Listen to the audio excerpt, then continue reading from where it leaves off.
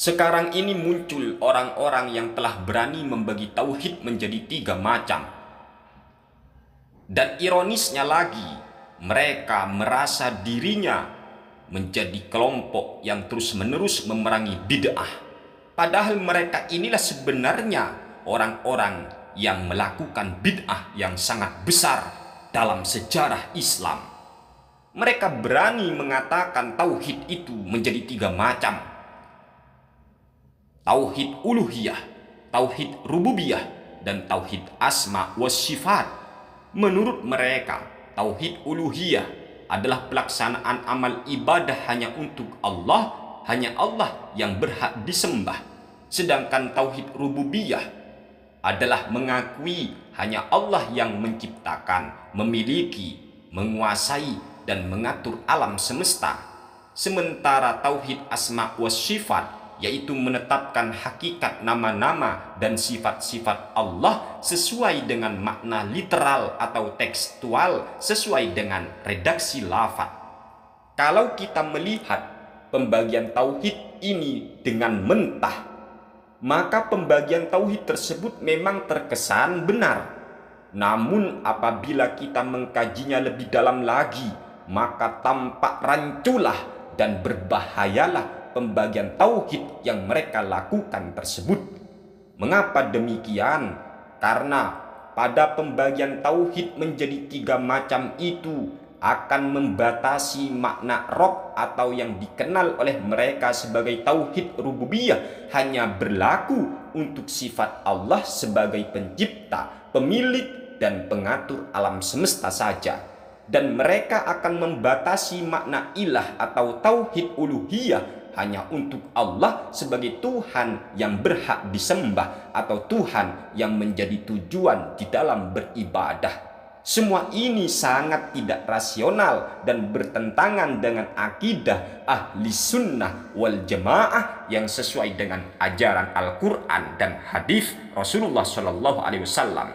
Jadi bagi mereka, orang yang memiliki tauhid uluhiyah belum tentu memiliki rububiyah, atau orang yang bertauhid rububiyah belum tentu memiliki tauhid uluhiyah. Ini maksud mereka, teman-teman. Jadi sangat rancu membedakan antara uluhiyah dengan rububiyah. Padahal kita tahu sendiri Al-Quran dan hadis Rasulullah SAW tidak pernah membedakan makna Rabb dengan ilah. Artinya rububiyah dan uluhiyah itu sama. Bahkan dalil-dalil Al-Quran dan hadis telah mengisyaratkan adanya hubungan yang sangat erat sekali di antara tauhid rububiyah dengan tauhid uluhiyah. Sehingga apabila seseorang telah memiliki tauhid rububiyah, berarti orang tersebut telah bertauhid uluhiyah. Allah berfirman di dalam surat Ali Imran ayat ke-80, wala ya'murakum an tattakhidul malaikata wan nabiyyina arbaba. Dan Allah tidak menyuruh kalian menjadikan para malaikat dan para nabi sebagai arbaba, yang bentuk jamak daripada lafaz mufradnya adalah rabbun.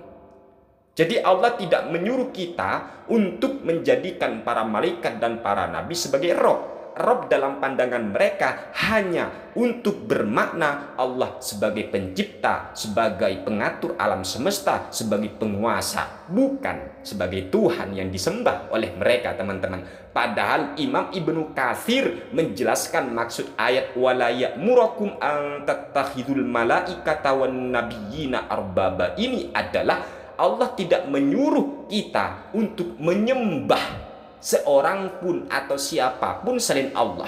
Jadi lafaz arbaba oleh Imam Ibnu Katsir ternyata biibadati ahadin, dimaknai menyembah, beribadah kepada siapapun selain Allah. Jadi sama saja antara Rabb dengan ilah, tidak ada perbedaannya. Bahkan iki ya teman-teman, andaikan lafaz Rabb itu berbeda dengan ilah, seharusnya Allah nanti akan berkata wala ya'murakum an tattakhidul malaikata wan nabiyyina alihah.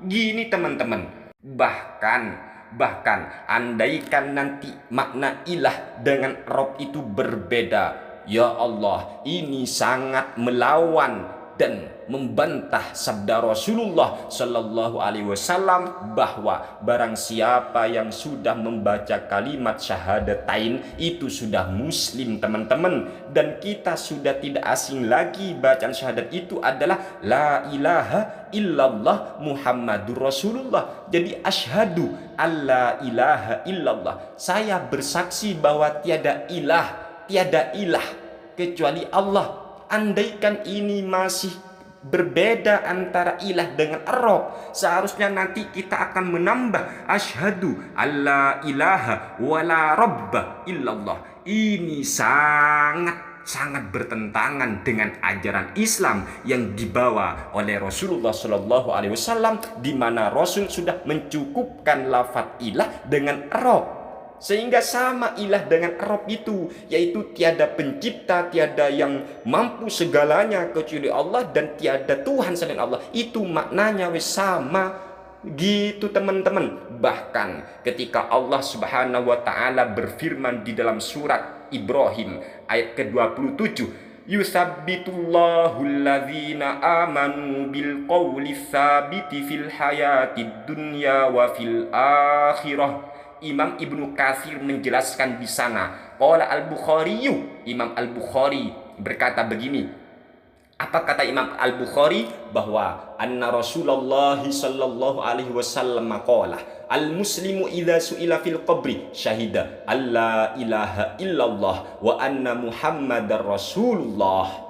Fadzalika qauluhu yusabbitullahu alladzina amanu ila akhirih. Gitu, teman-teman.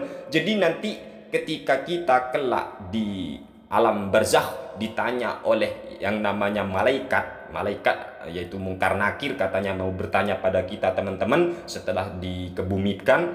Lalu malaikat itu berkata, bahkan di dalam riwayat Muslim itu begini, anin Nabi sallallahu alaihi wasallam qala yusabbitullahu alladzina amanu bil qawli tsabit qala nazalat fi azabil qabri fayuqalu lahu marabbuka. Jadi malaikat itu bertanya, marabbuka, siapa Rabbmu? Fayaqulu rabbi Allah, rabbi Allah, Rabbku adalah Allah, wa nabi Muhammadun sallallahu alaihi wasallam. Fadzalika qaulu azza wa jalla yutsabbitullahu alladzina amanu ila akhirih. Jadi malaikat cukup bertanya, marabbuka, siapa Rabbmu? Lalu orang muslim menjawab, Rabbi Allahu, Rabbku adalah Allah. Jadi maksudnya apa? Pencipta alam semesta yang merawat aku, yang memiliki aku, dan yang patut disembah olehku hanya Allah. Dicukupkan lafaz Rabb. Andaikan ini masih kurang, tentu malaikat akan bertanya, marabbuka, Allahu Rabbi, wa man ilahuka. Lah ini, teman-teman, tapi enggak ada. Nanti Allahu Rabbi, kurang kamu, Allah kurang. Kenapa? Karena uluhiyahnya enggak ada. Ini ya pergi, teman-teman. Jadi lafaz ilah dengan Rabb itu podo ae wis maksudnya. Oleh sebab itu Allah juga berfirman kan, ketika Allah itu bertanya ya, ketika kita ada di rahim ibu, alastu bi rabbikum, bukankah aku ini Rabb kalian? Tidak dilanjut oleh Allah, alastu bi rabbikum wa alastu bi ilahikum. Enggak. Karena sama, Rabb itu dengan ilah itu sama wis. Artinya apa? Orang yang sudah mengakui bahwa Allah penciptanya, cuma Allah yang memiliki alam semesta, cuma Allah yang bisa mengatur alam semesta, ini sudah mengakui uluhiyah sebenarnya. Dia akan menyembah Allah, tidak ada perbedaan. Dan orang yang seperti ini, membagi tauhid seperti ini, teman-teman, iki akan bahaya.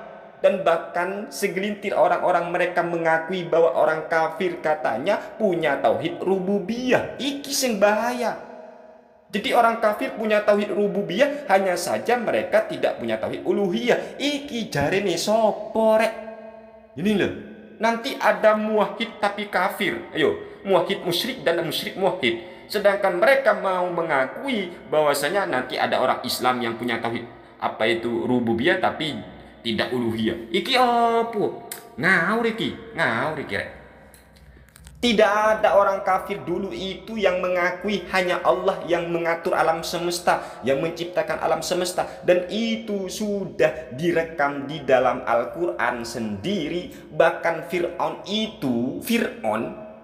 itu tidak mengaku ilah. Padahal kita tahu ya, Fir'aun itu maunya apa? Disebut Tuhan yang disembah. Tapi Fir'aun berkata, faqala ana rabbukumul a'la. Jadi Fir'aun berkata, ana rabbukumul a'la. Tidak ana ilahukum al-a'la. Enggak. Iki teman-teman. Jadi Fir'aun itu ngaku rabbuk. Jadi rabbukum. Ana rabbukumul a'la. Kata Fir'aun. Ini surat An-Nazi'at. Jadi apa itu Fir'aun berkata, faqala ana rabbukumul a'la. Jadi bukan faqala ana ilahukumul a'la. Enggak. Padahal Fir'aun itu mau disembah kok. Ayo. Jadi kalau mana ilah itu adalah mau disembah tok katanya. Lo Fir'aun itu mau disembah dengan lafaz Rob. Ayo, jelas iki. Dan ingat ya, Nabi sudah mencukupkan orang yang berkata la ilaha illallah. Tidak ada Nabi itu bersabda la ilaha wala robba illallah. Enggak ono ya. Sama wes yang bermakna ilah itu Rob itu ilah wes. Gitu. Kalau dibagi-bagi nanti ini berapa orang Islam nanti nggak cukup. Karena lafaz ilah itu beda dengan Rob. Iki bahaya iki rek. Dan pembagian tauhid ini sebenarnya hanya untuk menyesatkan orang muslim yang bertawassul kok teman-teman. Itu tujuan mereka. Iki. Makanya mereka itu ya Allah. Nanti ada wiritan nanti. La ilaha wa la robba illallah. La ilaha wa la robba illallah. Nah iki. Kenapa? Karena katanya ilah beda dengan Rob beda dengan ilah. Sehingga untuk memantapkan iman kita, uluhiyah, rububiyah, asma wa sifat. Jadi gitu nanti. Ya Allah, jadi nggak ada teman-teman perbedaan Rob dengan ilah. Artinya apa? Kalau orang itu sudah punya tauhid rububiyah, sudah pasti uluhiyah. Dan uluhiyah dengan rububiyah ini ya sama aja wis di dalam pandangan Allah dan Rasul, bahkan malaikat. Malaikat aja bertanya, marobbuka, bukan man ilahukah. Walaupun maknanya adalah apa lebih luas lagi, siapa mencipta alam semesta, siapa yang mengatur alam semesta, siapa yang berhak disembah, itu cukup Allahu Rabbi atau Rabbi Allah. Lah kene Nabi juga bersabda bahwa apa itu orang itu sudah muslim kalau berkata la ilaha illallah, walaupun wala rabba gak ono di sana wala rabba. Yuk, kalau nanti beda, maka harus diberi tambahan la ilaha wala rabba illallah gitu. Ya Allah, iki sebenarnya pembagian tauhid ini rancu iki, rancu.